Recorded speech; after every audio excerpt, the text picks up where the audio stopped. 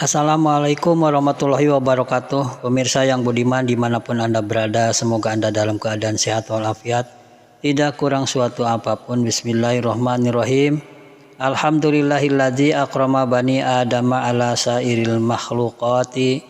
Allahumma salli wa sallim wa barik ala abdillahi wa rasulih Muhammadinilladzi akramahumullahu bisafaati wa ala alihi wa ashabihilladzi fazu bi fadlil hidayati wal karamah. Pemirsa yang budiman, kita jumpa lagi di channel kita, yaitu channel Cermin Ceramah Minimalis, yang kali ini akan menyajikan atau menguraikan seputar materi berjudul takziah, di mana masih banyak kaum muslimin atau masyarakat yang belum memahami apa makna takziah. Pengertian takziah. Takziah itu adalah melayat atau ikut berbelasungkawa kepada sohibul musibah, yaitu keluarga yang ditinggal mati oleh almarhum almarhumah. Takziah hukumnya sunnah yang sangat dianjurkan oleh Nabi. Disunahkan dalam berziarah, bertakziah seseorang menghibur keluarga mayit dengan pesan-pesan kesabaran, mendoakan mayit agar diampuni segala dosanya dan diterima segala amal baiknya, dan semoga musibah itu cepat berganti dengan kebaikan. Takziah tidak dibatasi waktu. Takziah boleh dilakukan sebelum si mayat dikuburkan, dan ini adalah waktu yang lebih afdal atau beberapa hari setelahnya. Dan boleh hukumnya bagi wanita pergi bertakziah kepada sanak keluarga atau kenalannya dengan syarat ia harus bisa menjaga kehormatan diri hingga tidak menimbulkan fitnah. Boleh hukumnya seorang muslim bertakziah kepada orang kafir sebagai bentuk solidaritas terhadap sesama manusia, namun tidak diperkenankan bagi mereka berdoa memintakan ampun untuk orang kafir tersebut. Kemudian adab bertakziah. Berikut adalah adab atau tata aturan saat bertakziah. Di antaranya 1. Menghibur keluarga almarhum dengan kata-kata yang menyenangkan hatinya, serta memberikan dorongan secara moral agar mereka bisa bersabar menerima cobaan tersebut. Yang kedua, memberikan nasihat yang baik dengan memberikan penjelasan yang bisa meneguhkan hatinya bahwa kematian adalah sebuah takdir yang akan menimpa semua makhluk. Yang ketiga, tetap menjaga tata kesopanan saat bertakziah. Yang keempat, mendoakan si mayit agar segala amal kebaiknya diterima Allah dan segala kesalahannya diampuni. Yang kelima, membacakan surat Yasin untuk si mayit. Yang keenam, berusaha untuk ikut memperingan beban keluarga si mayit dengan membawa sekedar sumbangan. Ini adalah sebentuk etika dan solidaritas kita terhadap saudara seiman. Hal demikian setidak-tidaknya didasarkan pada sebuah riwayat yang menjelaskan bahwa suatu saat ketika tersiar kabar tentang kematian Abdullah bin Ja'far, Nabi SAW bersabda, "Hendaklah kalian membuat makanan untuk keluarga Ja'far, sebab saat ini mereka kedatangan perkara yang menyedihkan." Hadis riwayat Ahmad, Abu Daud, At-Tirmizi, dan Ibnu Majah. Kemudian bagaimana mengenai tradisi berpakaian hitam saat bertakziah? Seringkali kita melihat atau memandang segerombol orang saat melakukan bertakziah kepada keluarga mayat menggunakan pakaian serba hitam. Dalam bertakziah sama sekali tidak disunahkan mengenakan pakaian yang serba hitam. Nabi tidak pernah mengajarkan agar saat pergi bertakziah umat Islam mengenakan pakaian yang serba hitam. Budaya seperti itu merupakan budaya orang-orang barat yang notabene mereka adalah orang kafir. Dengan demikian kita tidak patut untuk menirunya, meskipun memakai pakaian serba hitam saat bertakziah bukanlah hal yang haram. Jadi meskipun memakai pakaian serba hitam saat bertakziah bukanlah hal yang haram. Banyak ulama memberikan komentar tentang tradisi tersebut. Syekh Ali Mahfudz misalnya berkata, termasuk bid'ah yang buruk adalah kebiasaan orang-orang yang mengenakan pakaian berwarna hitam ketika ada musibah atau ketika melayat. Sesungguhnya perbuatan itu tidak memiliki dasar sama sekali baik dalam Al-Quran maupun Sunnah. Malah menurut Sunnah Rasul yang dianjurkan adalah berpakaian putih. Kesunahan ini berlaku secara umum. Dalam sebuah hadis disebutkan, Al-basu min siyabikum al-bayadha fa innaha min khairin siyabikum wa kaffinu fiha mautakum.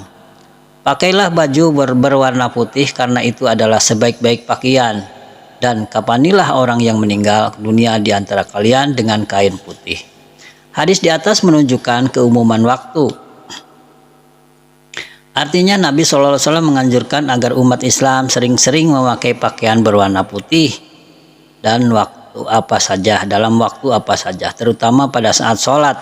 Karena seruan ini bersifat umum dan tidak kondisional, maka secara eksplisit hadis tersebut dapat dijadikan pijakan hukum bahwa saat bertaziah disunahkan memakai pakaian yang berwarna putih.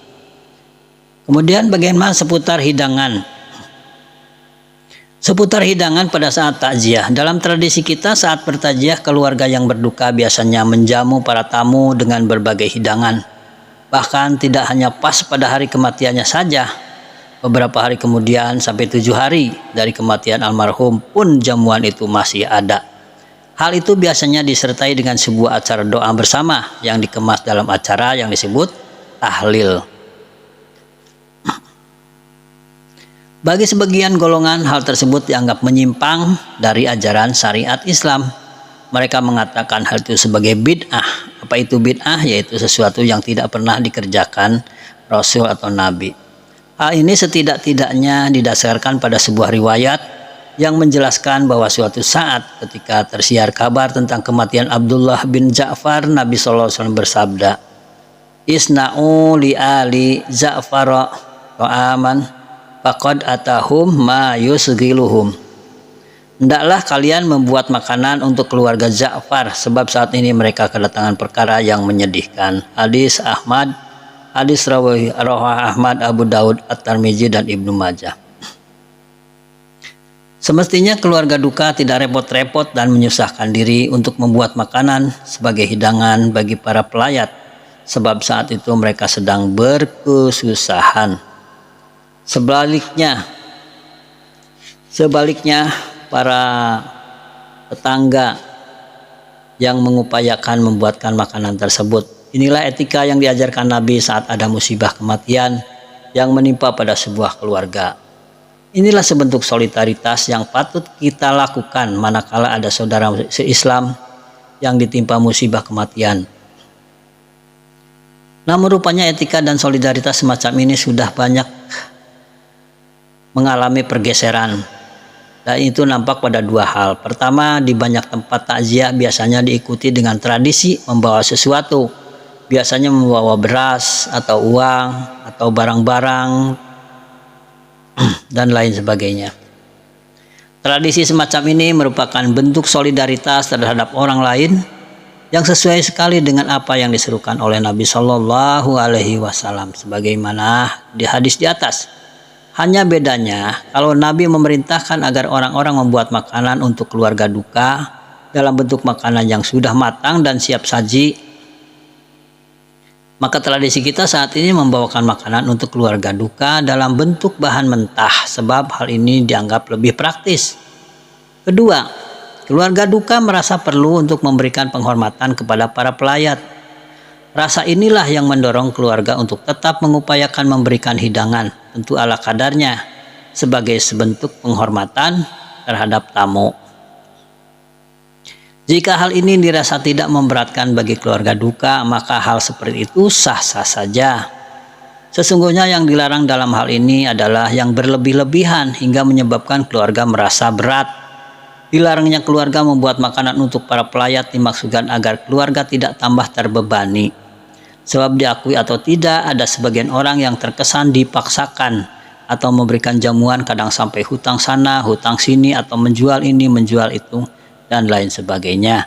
Hal seperti ini tentu tidak baik. Hal itu sama saja dengan membuat beban derita semakin bertambah berat. Jadi pada intinya ketidakbolehan memberikan jamuan terhadap para pelayat dimaksudkan agar hal tersebut tidak menjadi beban bagi keluarga mayit. Lewat hadis di atas, Nabi SAW juga tidak menyampaikan larangannya secara jelas. Hanya saja beliau memberikan tuntunan etika sosial, yakni jika ada seseorang meninggal dunia hendaklah kita yang bukan keluarga duka membantu meringankan bebannya. Salah satunya adalah dengan ikut membuatkan makanan sebagai hidangan jamuan tamu atau para pelayat yang datang.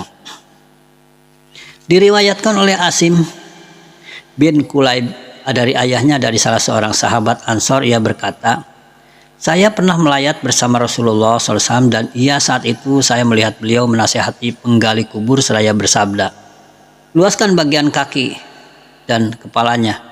Setelah Rasulullah SAW pulang, beliau diundang oleh salah seorang perempuan. Rasulullah memenuhi undangan itu dan saya ikut bersama beliau. Ketika beliau datang, makanan pun dihidangkan. Rasulullah SAW mulai makan dan kemudian diikuti oleh para undangan. Pada saat beliau akan mengunyah makanan tersebut, beliau bersabda, aku merasa daging kambing ini diambil tanpa izin pemiliknya. Kemudian perempuan tadi bergegas menemui Rasulullah SAW sembari berkata, wahai Rasulullah SAW, saya sudah menyuruh orang untuk pergi ke Baqi, suatu tempat jual kambing, untuk membeli kambing namun tidak mendapatkannya. Kemudian saya menyuruhnya menemui tetangga saya yang telah membeli kambing agar kambing itu dijual kepada saya dengan harga yang umum. Akan tetapi ia tidak ada, maka saya menyuruh untuk menemui istrinya dan ia pun mengirim kambingnya kepada saya. Rasulullah SAW kemudian bersabda, berikanlah makanan ini pada para tawanan. Sunan Abi Daud. Berikanlah, kata Rasul, makanan ini pada para tawanan. Hadis ini juga diriwayatkan oleh Baihaqi dalam Dalain An-Nubuwah, disebutkan oleh Syekh Al-Kirmani dalam Syarah Al-Hadis Al-Arba'in. Syekh Ibrahim Al-Halabi dalam Munya Al-Musalli, Syekh Abdul Sa'id dalam Al-Barikah Al-Muhammadiyah dan Syekh Waliyuddin Muhammad At-Tibrizi dalam Miskat Al-Mashabi. Seorang perempuan yang dimaksud dalam hadis di atas adalah istri si mayit. Dengan demikian hadis di atas menyatakan bahwa Nabi SAW diundang oleh keluarga si mayit untuk berkumpul di rumah duka sesudah jenazah dimakamkan. Dalam undangan tersebut Nabi pun makan makanan yang telah disediakan oleh keluarga duka. Ibrahim Al-Halabi dalam Al-Barikah Al-Muhammadiyah menjelaskan bahwa hadis di atas menunjukkan kebolehan keluarga duka membuat makanan dan mengundang orang untuk makan.